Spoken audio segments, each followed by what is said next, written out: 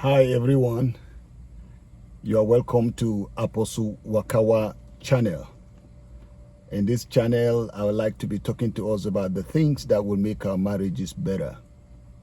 Today, we would like to consider what can the ant teach us about marriage. Well, before I go further into the video, I'd like you to subscribe to my channel, click and share with friends, because what is being discussed here will be of tremendous blessings to you. So let's go straight into this discussion. What can the ants teach us about marriage? Now, I'd like to start by saying that marriage is like a building, and you need wisdom to build. The scripture says that it is through wisdom that a house is built. By understanding it is established, and through knowledge shall the chambers be filled with all good and pleasant riches. So marriage is like a building, and you need wisdom to build it. That is why we have to go and look for wisdom. Of course, God is the only wise God, and the best place to go to is to go to God if you lack wisdom. The scripture says that if any of you lack wisdom, let him ask of God, that giveth to all men liberally, and upbraideth not, and it shall be given unto him. So if you lack wisdom, you go to God. But this same God has also packaged his wisdom and put the wisdom into small, things like ants. That also tells us that for you to acquire wisdom, you must be humble and teachable. So he said we should go to the ant, because in the ant he has packaged tremendous wisdom. So you can now see that if you find it difficult to learn from other human beings that are doing exactly what you are doing, God is telling you that, look, humble yourself and go to the ant and learn.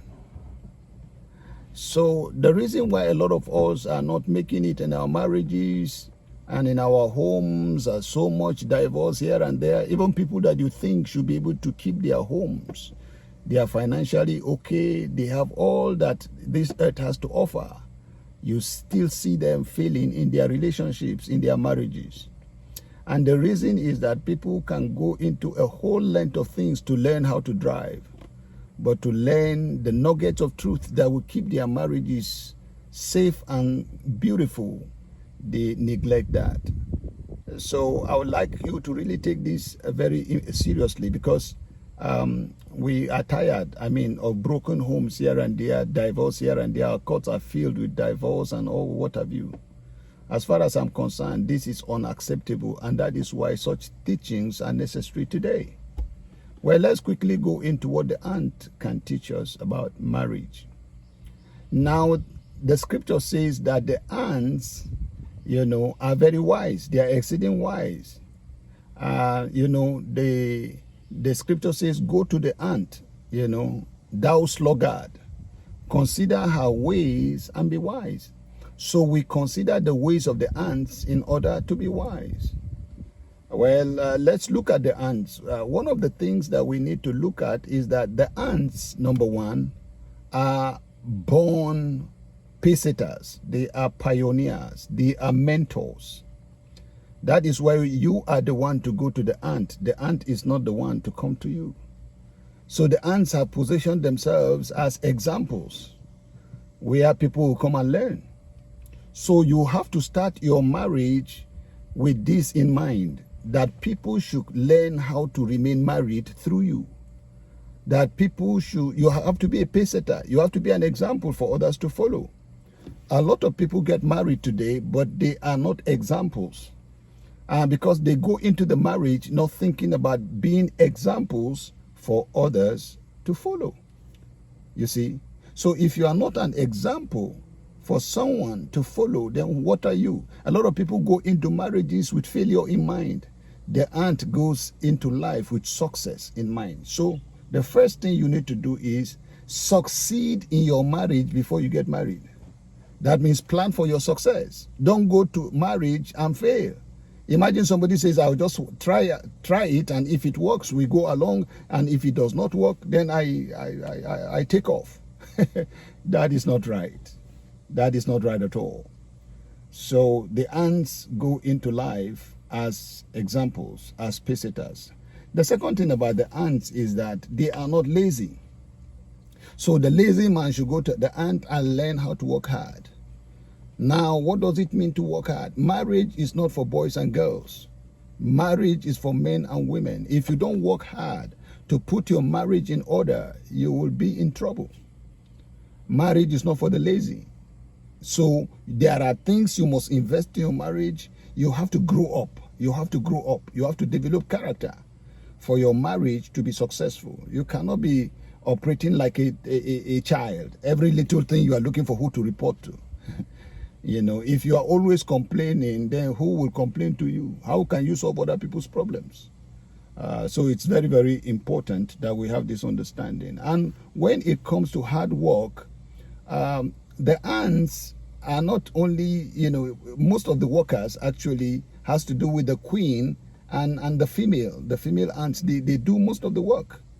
You see, this mindset that the man his job is just to be the breadwinner in the home is not completely scripturally true. Of course, in terms of leadership, the man is there because when you have two leaders, it's a monster. The man has to lead, the wife has to submit, agreed with that. But then when it comes to issues that has to do with provision in the home, everyone should work hard. So the ants work very, very hard, and the females are the one that work. You see, the idea that your wife should not work is not scriptural, because if you look at the Proverbs 31 woman, she is a shrewd businesswoman who is able to provide for her family. Go and read Proverbs chapter 31 and find out about that woman. I think from verse 10, to the end, you will discover that she is wise.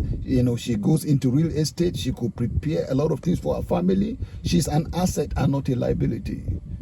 So the idea that a wife should just stay at home, picking her fingers, doing the pedicure and the manicure, and then carrying a remote control and watching Netflix is not there. The wife has to also bring something on the table. Because if the two of you come together, then you have good results for your labor. That's what scripture says. Two are better than one. So she's coming into your life so that you can team up and get the kind of life that you are looking for. So that's very, very important there. Yeah, another thing that we also need to look at about the ants is that they have just one goal. They are not looking for so many things. The ants have one goal, and that is the reproductive success of their colony. So when you get married, what is your one goal? Personally speaking, my one goal is to make my wife the queen. And I tell her that her goal is to make me the king, because beside every successful man, there is a woman. So she is to be an asset in my life and not a liability. So what is your goal in your marriage? One goal. Is it for the reproductive success of your family? Is it for you and your wife to remain together and be an example for others to see? And then for you to bring up your children in a way that they will not be, vagabonds and a nuisance in the society? You just need to have a goal. You just need to have a goal. One dominant goal. And part of my goal, of course, is to succeed in my marriage, and divorce is not an option. Because I believe that marriage is possible. Well, let's move from there. Is there any other thing we can learn from the ants? Sure. The ants are planners.